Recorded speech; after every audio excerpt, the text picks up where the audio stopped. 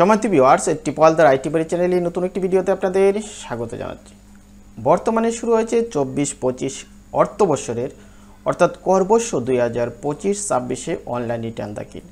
এই online return দাখিল করতে গিয়ে অনেকেই প্রশ্ন করছেন কি কি ডকুমেন্ট লাগবে।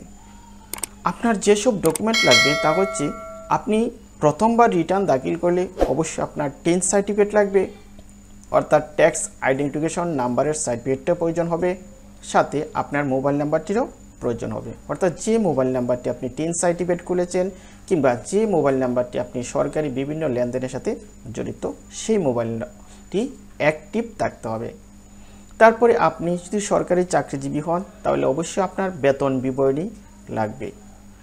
আবার আপনার যদি জিপি ফান্ড থাকে তাহলে অবশ্যই আপনার জিপি ফান্ডের স্লিপ লাগবে, এবং আপনার যে ব্যাংক অ্যাকাউন্ট আছে সেই ব্যাংক অ্যাকাউন্টের স্টেটমেন্ট লাগবে 30 জুন 2025 তারিখের।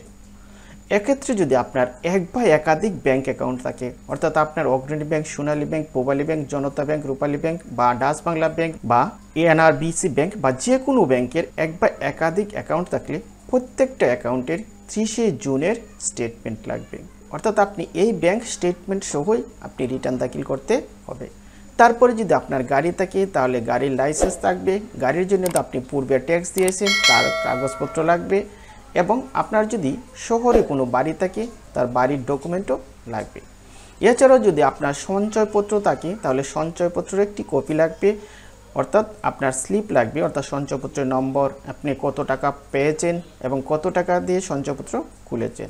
আবার যদি আপনার কোনো ব্যাংকে এফডিআর থাকে তাহলে সেই ব্যাংকের এফডিআরেরও স্টেটমেন্ট লাগবে।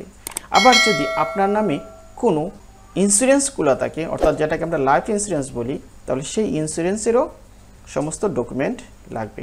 তাছাড়াও যদি আপনার নামে আরও কোথায় কোনো লেনদেন করা থাকে তার সমস্ত তথ্যসহ ডকুমেন্ট লাগবে। তাহলে এই সমস্ত ডকুমেন্টকে আমরা অনলাইনে সাবমিট করব না। এই ডকুমেন্টগুলোর যে বিভিন্ন নাম্বার, টাকার পরিমাণ, বিভিন্ন লেনদেন বা বর্তমানে কত ব্যালেন্স আছে, এই ইত্যাদি তথ্য আপনাকে অনলাইন রিটার্নে উল্লেখ করতে হবে। তারপরে যদি আরও আনুষঙ্গিক কোনো আয়ের উৎস থাকে, যে জায়গা থেকে আপনি আয় করে থাকেন, তার সমস্ত তথ্য লাগবে। এই সমস্ত ডকুমেন্ট সহই আপনারা অনলাইনে রিটার্ন দাখিল করুন খুব সুশৃঙ্খলভাবে, নির্ভুল উপায়ে। তারপরেও যদি আপনাদের কোথায় কোনো ঘাটতি হয় তাহলে সেটা অবশ্যই আপনারা যার মাধ্যমে রিটার্ন দিবেন কিংবা আপনি নিজেও যদি রিটার্ন দেন তার তথ্যসহ উপস্থাপন করবেন।